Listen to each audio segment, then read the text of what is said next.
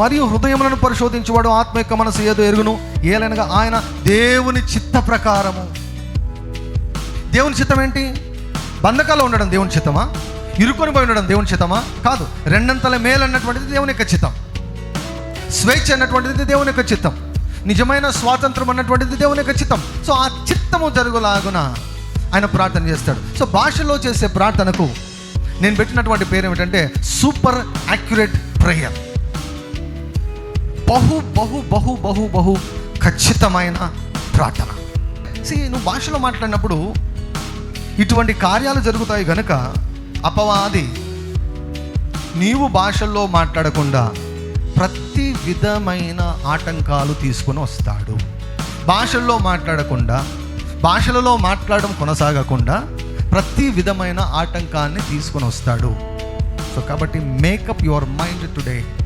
కాబట్టి మీరు మానసికంగా ఒక దృఢమైన నిర్ణయం తీసుకోనండి. మీ మనసు చెప్తుంది, ఏం మాట్లాడుతున్నావు నువ్వు?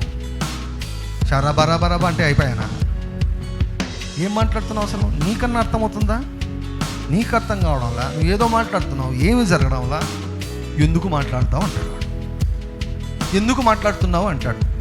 సపరేట్గా వచ్చే మాట్లాడు. నీ మనసులోనే పుడతాయి ఆలోచనలు. నీవేమనుకుంటావు? నీకు పుడుతున్నాయని అనుకుంటావు. నీకు పుట్టే ఆలోచనలు కాదు అది. అపవాది మాట్లాడితే ఆ మాటలు ఆలోచనలాగా నీతో మాట్లాడుతున్నాయన్నమాట. ఇప్పుడు సరే నువ్వు టైం వేస్ట్ చేసుకుంటున్నావు అనుకో, వాడికి మంచిదే కదా. నువ్వు టైం వేస్ట్ చేసుకుంటే ఎందుకు చేపాలి? ఎట్లా వీళ్ళు ఈ క్యాండిడేట్ రాంగ్ రూట్లో వెళ్తున్నాడులే వెళ్ళని అని వదిలేయచ్చు కదా. కానీ వాడికి తెలుసు ఎప్పుడు వాడి మీదకి అగ్ని వడగండ్లు కురుస్తాయో, ఎప్పుడు వాడి చేతులు విరిగిపోతాయో, ఎప్పుడు వాడి బంధకాలు తెగిపోతాయో, అకస్మాత్తుగా కార్యాలు జరుగుతాయని వాడికి తెలుసు. కాబట్టి భాషలో ప్రార్థన చేసినప్పుడు ఎప్పుడు ఏం జరుగుతుందో వాడికి తెలియదు. కాబట్టి వాడు ఏం చేస్తాడంటే, ప్లస్ వాడు పరిశుద్ధాత్మను ఆపలేడు. కాబట్టి పరిశుద్ధాత్మను వాడు ఆపలేడు. పరిశుద్ధాత్మకు వ్యతిరేకంగా నిలవలేడు, ఆయనను ఆపలేడు. ఆయన శక్తి ముందు అసలు వాడు మ్యాచే కాదు. అలాంటప్పుడు ఏం చేస్తాడు?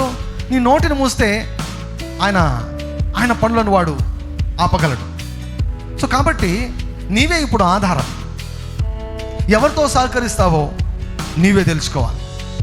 అపవాదితో సహకరించి మనం నోరు మూసుకొని ఉండిపోతామా?